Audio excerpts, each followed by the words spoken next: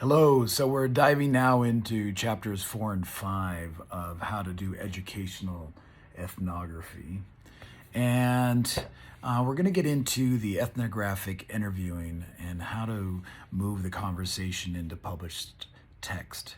Now, Briggs is a big thinker in this area of thinking about the procedural implications of using the interview as a major means of coming to understand social reality.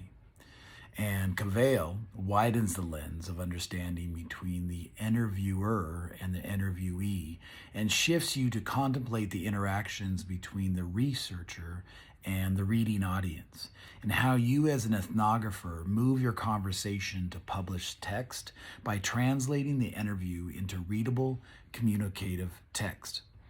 There is both a science to this methodology, and equally as important, there is an art to the process, as looking at the interview as a communicative event in social science writing.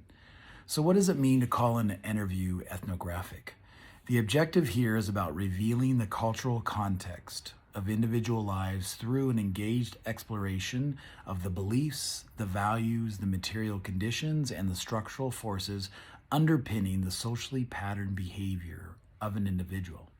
The process of ethnographic interviewing is about ethnographers positioning themselves between these ideas of being a miner, digging the facts, for the insights and the meaning, and the traveler, which is a stance to interviewing, which is about allowing the interviewees to tell their own stories.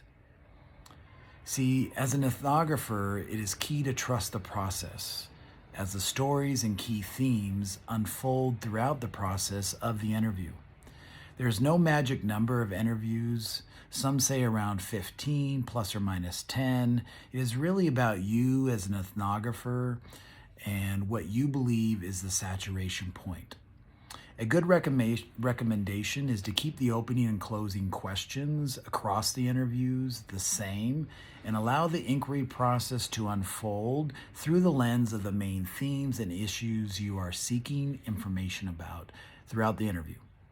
So what are the ways in which ethnographic interviews are processed into transcripts and then published text? You must articulate the aspects of their personal story and their encounters with the issues we are seeking to describe.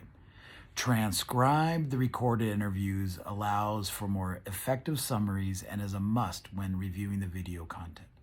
And once you transcribe it, code it, create a short portrait of the interviewee.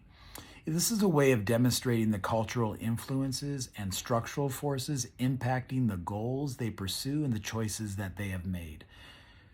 This is the author calling this part of the process the biopic, the place where you write that short summary of that personal story.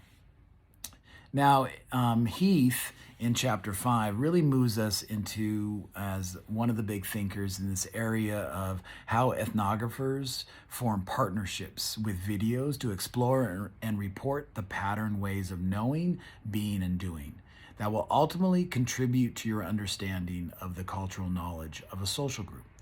Whereas Mitchell highlights this approach of interactional ethnography as an ethnographic approach to understand the consequential nature of everyday life in social settings like classrooms. Additionally, thinkers like Baker, Green, and Goldman Siegel emphasize the importance of video as a dynamic resource in which the ethnographer forms partnerships to accomplish different dimensions of the inquiry process in the interview. Now, within the video-enabled ethnographic research, there's a micro-ethnographic perspective. And what this is about is using video to explore discursive and social constructions of everyday life and make visible local theories and situated knowledge that members construct in social groups. There are ways in which video enters into partnerships with ethnographers.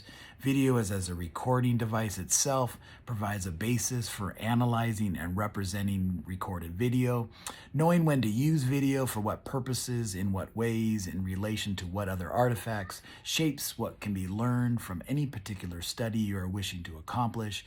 Video is a dynamic resource to accomplish different dimensions of the inquiry process as an ethnographer. Microethnographic perspectives focus on language or discourse in the use of how life in social groups and institutional settings is constituted in and through the discourse itself. An ethnographer constructs logic of inquiry, not a method. Video represents an event selected by the ethnographer as a way of representing culture, not finding culture. Then video permits exploration as work in multiple levels of analytical scale, both through a historical framework of information presented and for future action signaled for future researchers. Thank you.